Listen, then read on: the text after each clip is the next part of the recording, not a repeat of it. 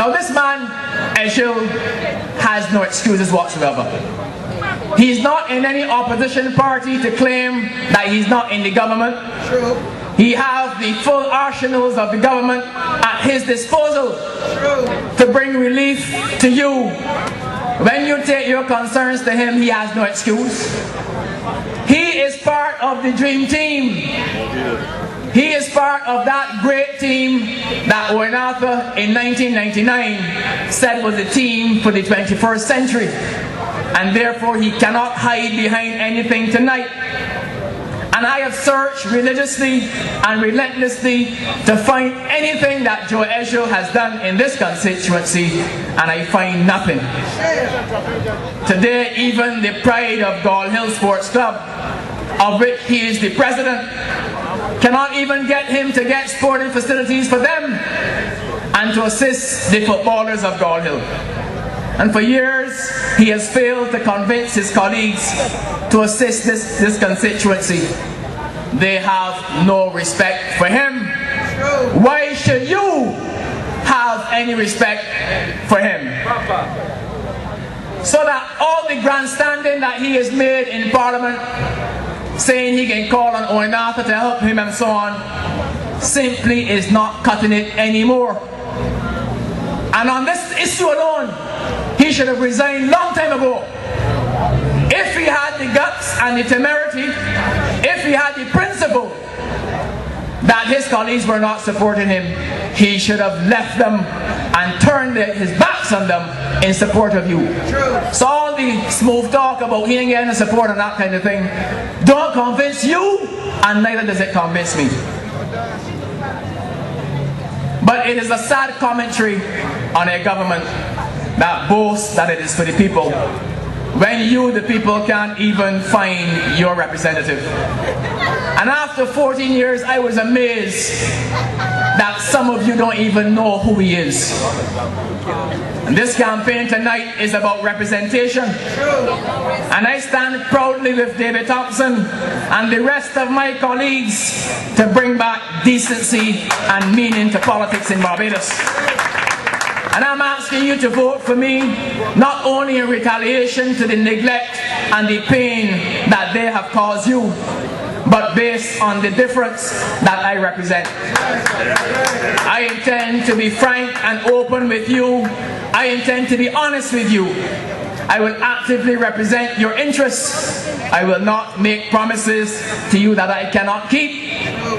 I will ensure that you have full access to me in various forms and fashions that are comfortable and convenient to you.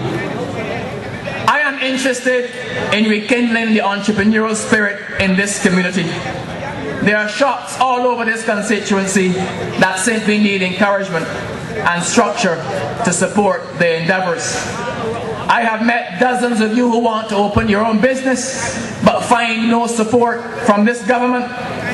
We have in this government that will soon be put into effect in Barbados, we have to find daycare centers to assist our young women who have to go out to work and who have to improve themselves through training. I am interested in building a community in which volunteers who now assist our elderly are given appropriate financial assistance. I am interested in community assistance programs for our young who, through no fault of their own, have become entangled in drug addiction and drug dependency. We have left them alone. This government have abandoned our youth and have given no path for development. I'm interested in building a community with structures that include volunteerism. I want you to work with me in building bridges between our young people and our old people to allow for meaningful interaction. Too many of our senior citizens are left at home during the day in heat ranging up to 31 degrees, and they do not get to enjoy outdoor activities. I am interested in the kind of physical environment our children at Vauxhall Primary School have. It is clear to me that that school needs to be completely overhauled. In fact, if I have my way, I would rebuild that school and modernize the school plant so that all of the residents of Vauxhall and the environs can enjoy development at work. It is a pity that since this MP has been around, there has been no improvement to the Vauxhall School, the only primary school in this constituency. This is the community, the kind of community that I am interested in building with you. Not even our fire victims get any assistance from this government. And only yesterday I had to journey to Caneville and again call on this government to do what it said it would do, to assist those residents who have been dislocated by fire. It's a crying shame, and I get real vexed about it, because the same issue was picked to run on television only because I made an appearance and to pledge that he will get the Rural Development Commission to replace those houses. And since Mother's Day in May, there's a young man who has to sleep in a house exposed to the elements.